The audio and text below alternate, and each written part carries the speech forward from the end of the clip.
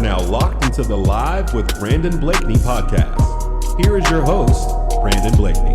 How about Caitlin Clark's second half performance against Nebraska, being held to 4 points in the first half? It looked like the fourth quarter of the last game where these two teams met and Nebraska pulled off the upset, but then she goes off for 34 in the second half and OT. I mean, she's out there hitting step back threes, quiet in the crowd.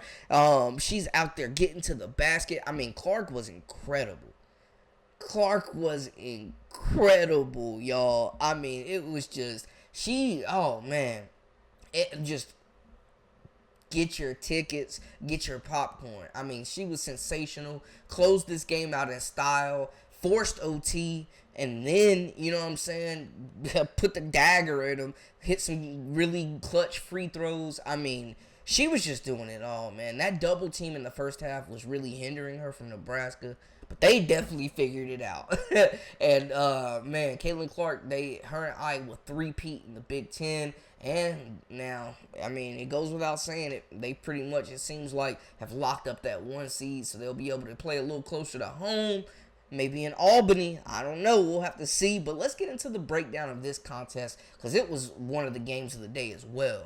Iowa won this game in OT 94-89 after trailing most of the game.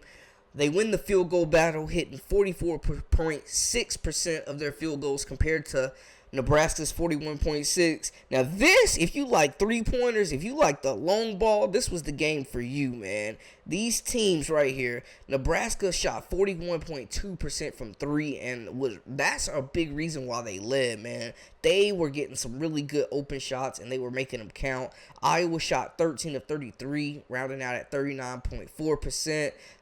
They win the free throw battle narrowly, 78.9% to 78.6%. They win the rebounding battle, which was crucial, 48-43, a +5 margin there. Nebraska wins the assist, though, +3 margin. Iowa comes back with 7 blocks. They 15 turnovers compared to Nebraska's 14. Usually the team with the most turnovers doesn't come away, but when you have Caitlin Clark, you know, things are a little different, man. But Clark, 34 points, 12 assists again, 7 rebounds, flirting with a triple-double. And we mentioned she only had 4 points in the first half, but she came out firing in that second half, put this team on her back.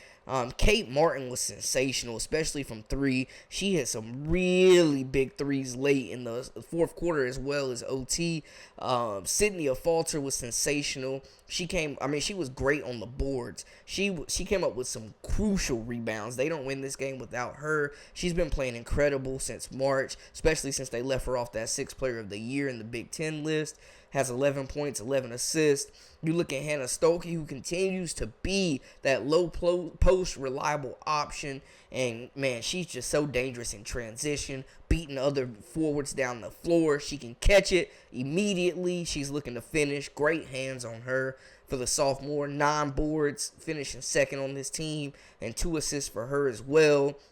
And then Gabby Marshall, 6 points, 3 assists, 1 rebound, but also had pretty much the game-sealing block in OT. And her defense has been really next level this season. Typically, she's given the assignment of guarding the other team's best perimeter threat. And she's just done a great job of just being consistently engaged on defense. So you love to see that. Iowa locking up that 1 seed.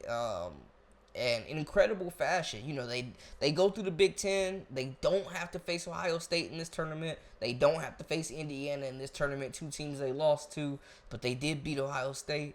And they claimed their 3rd consecutive Big Ten title. That is major. And we heard from Coach Bluter as well as Caitlin Clark. For these Iowa Hawkeyes, a 3rd straight Big Ten tournament title. How proud are you of this group? I'm so proud of our perseverance. You know, we didn't play very well in the first half, and we just kept believing, and I thought we played much better. Went through the smoke out there today, baby, and how about these fans? How about these Hawkeye fans? They are absolutely amazing. Well, I think our first half obviously wasn't very good across the board, for myself included, and you really have no choice but to figure it out at halftime and really respond, and that's exactly what we did. And even being down 7 with 2 minutes to play, we never gave up, and This is definitely the hardest one. That's 3 in a row. This is by far the hardest. I'm just so proud of our group, so resilient, and these fans are incredible. If it wasn't for them, I don't know if we win, so just proud of us. It's really special. We've been in the Big Ten Championship, every single year I've been here, and it's really hard to get to this spot, and Nebraska put up a really great fight, but I just thought we always responded and always had an answer for them, and, it's just special. I'm just really proud of our group, and, each one gets better and better. Moving on to Notre Dame, how about Coach Ivy and the Irish winning the ACC tournament, her first ring as the head coach of Notre Dame, and what an effort, man. Shout out Hannah Hidalgo, the freshman, leading the way for Notre Dame. She had a tough shooting effort in the first half, but she stuck with it and really got busy. She had a 3 to end the first half, and that carried her momentum into the second half.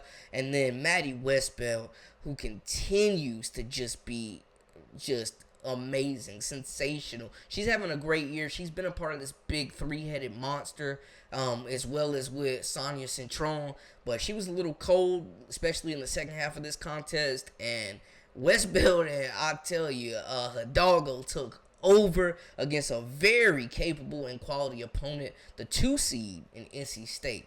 Notre Dame took the dub 55-51, a low-scoring game, and neither team shot particularly well from 2-point range from the field goal overall.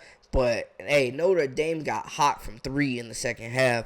They shot 35.6% from the field compared to NC State's 35. The big difference, though, they shot 47.1 from 3 compared to NC State's 17.6.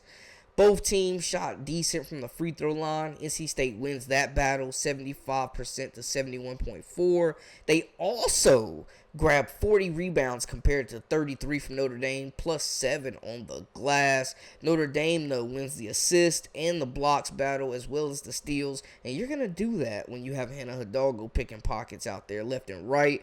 And only 8 turnovers for Notre Dame. They were really good. The offense was stagnant at times, but they were not turning the basketball over. Definitely some bad shots, but they weren't turning it over. NC State, not bad on their effort either, 10 turnovers, but they just could not get shots to fall, especially from 3. And I feel like they settled a little bit. But Maddie Westbell, man, versatile. Love her game, man. Just her size and her skill. She is a walking mismatch. She's 6'3", can handle the ball a little bit, can pass it, is money shooting it, especially in the mid-range, man. That pick and pop action that she can do, it just versatility, man. It's tough to guard, and she's really stepped up for this group this season.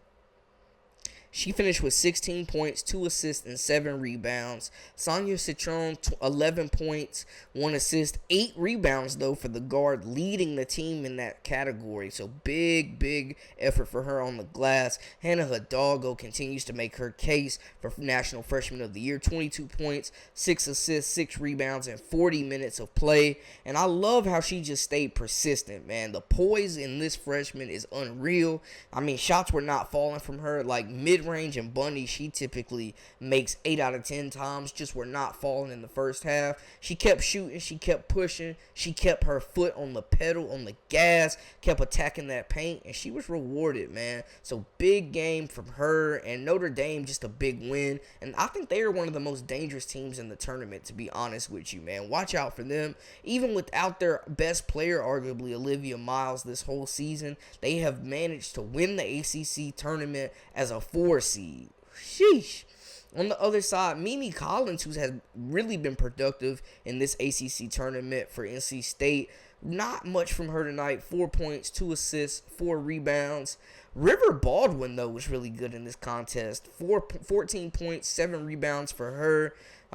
Just, doing her thing down low, showing the soft hands, showing the soft touch. I love what we saw from her. Isaiah James continues to have a stellar season. She had 12, 5, and 6, doing a little bit of everything. It's been a couple quiet games consecutively for Sanaya Rivers, one of the most improved players in the nation this year, especially statistically wise. And then Madison Hayes gave them another 8 points and 7 boards. But the shots just were not falling for this group, and it ended up costing them. Now, I do think, NC State's going to be one of the tougher outs.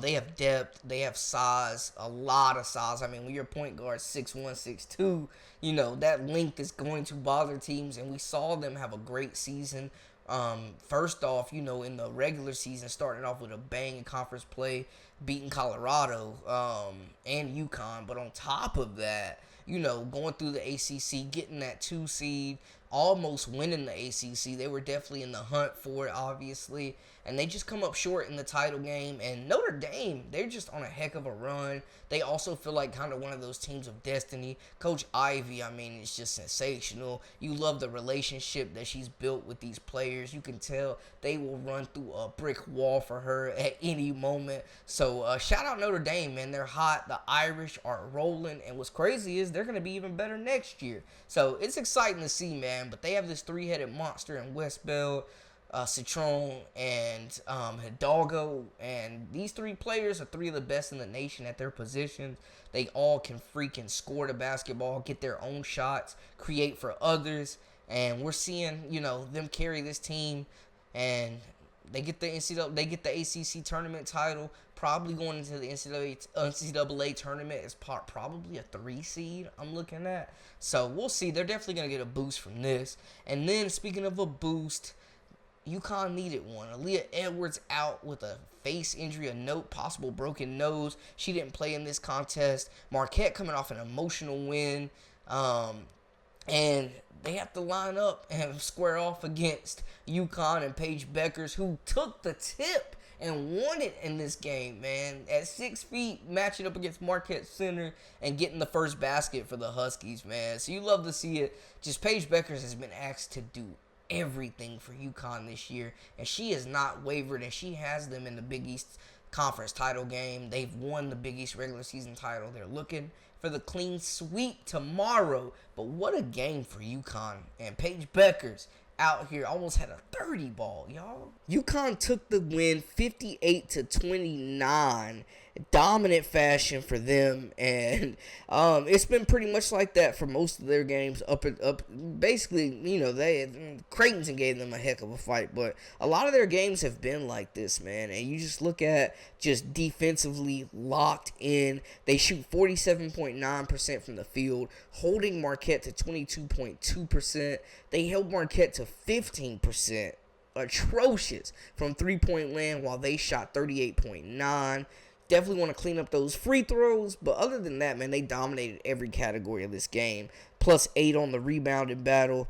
+8 on the assist. 4 blocks. 5 steals. And they forced 12 turnovers. Total team effort. They come in and handle business like they do. Ice Brady got her second career start and delivered. Shout out to the freshman. 10 points, 2 assists, 5 rebounds. Filling in for Aaliyah Edwards. Paige Bueckers, 27 points, dominates on the glass, game high 12 rebounds, 4 assists, doing everything she needs to do, making winning plays, and she looks better than before coming back from the injury. Wins Big East Player of the Year, her first full season back, and man, they get Aaliyah Edwards back, they are going to be a tough out themselves. Ashlyn Shade played a good game, 9 points, 2 assists, 2 rebounds, the freshman of the year, giving them big minutes. Ncaa Mule, the senior guard, 5 points, 5 assists, 4 rebounds. Just controlling the tempo, running the offense, making decisions. She's like that coach on the floor for them. KK Arnold, 2 points, 1 assist, 3 rebounds. Kaden Samuels, 5 points, 1 assist, 3 rebounds off the bench. And just another dominant effort for Yukon, man. Now, they go in, they have to play tomorrow. They could play Creighton again. They could play Georgetown. We're going to see who wins that game. But they will be competing just like Texas for a conference tournament title and looking to boost their resume just a little bit more, maybe to climb up just a little bit more to get a bit more favorable seeding in the NCAA tournament, because nobody is trying to be in that bracket with South Carolina. You step up with them, you're probably going home. But great day. We got overtime. We had high emotion, physical. Just great basketball being played. Stars performed. Teams made history. It was just a great day for hoops, man. So you love to see it. Let me know how y'all feel about all these matchups in the comments, though. How are y'all doing after this day of games? It's been crazy out here, man. Y'all let me know how y'all feel. Who are the teams to watch? Who are the biggest winners of this conference tournament season? Who are the biggest losers in this conference tournament season? What are y'all looking for in the NCAA tournament? Potential matchups? Who do y'all out. Let me know. Holler at your boy. Make sure y'all hit that subscribe button for all the latest and the greatest. Until next time, hey, we out.